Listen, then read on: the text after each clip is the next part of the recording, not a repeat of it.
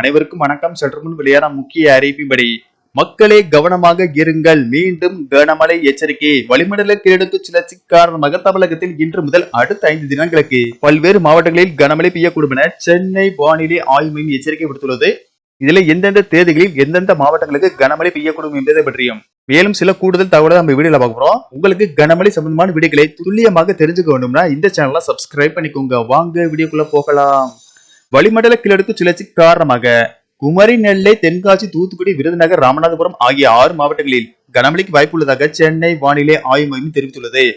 அதன்படி பூமத்திய ரேகையை ஒட்டிய கிழக்கு இந்திய பெருங்கடல் மற்றும் அதனை ஒட்டிய தென்மேற்கு வங்கக்கடல் பகுதியில் இருந்து மாலத்தீவு வரை ஒரு வளிமண்டல கீழடுக்கு சுழற்சி நிலவுகிறது. அதன்படி இன்று தென் தமிழகத்தில் அநேக இடங்களிலும், வட தமிழகத்தில் ஓரிரு இடங்களிலும், புதுவை மற்றும் காரைக்கால் பகுதிகளிலும் இடி மின்னலுடன் கூடிய லேசானது முதல் மழை பெய்யக்கூடும் என்றும் கன்னியாகுமரி, திருநெல்வேலி, தென்காசி, தூத்துக்குடி, விருதுநகர் மற்றும் ராமநாதபுரம் மாவட்டங்களில் ஓரிரு இடங்களில் கனமழை பெய்ய வாய்ப்புள்ளது. மார்ச் 2ஆம் தேதி தென் தமிழகத்தில் ஒரு சில இடங்களிலும், வட தமிழகத்தில் ஓரிரு இடங்களிலும், புதுவை மற்றும் காரைக்கால் பகுதிகளிலும் இடி மின்னலுடன் கூடிய லேசானது முதல் மிதமான மழை பெய்யக்கூடும் என்றும் மார்ச் 4ஆம் தேதி தென் தமிழகத்தில் ஓரிரு இடங்களில் லேசானது முதல் மிதமான மழை பெய்யக்கூடும். வட தமிழகம், புதுவை மற்றும் காரைக்கால் பகுதிகளில் வறண்ட வானிலை நிலவக்கூடும்.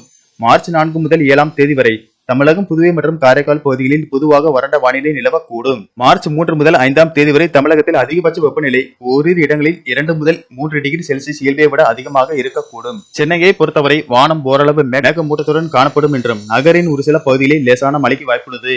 மேலும் தென் தமிழக கடலோர பகுதிகள், மன்னார் வளைகுடா மற்றும் குமரி கடல் பகுதிகளில் சூறாவளி காற்று மணிக்கு 35 முதல் 45 கிலோமீட்டர் வேகத்திலும் இடையிடையே 55 கிலோமீட்டர் வேகத்தில் வீசக்கூடும் என்பதால் மீனவர்கள் அந்த பகுதிகளுக்கு செல்ல வேண்டாம் என்று அறிவுறுத்தப்படுகிறார்கள். நன்றி, வணக்கம்.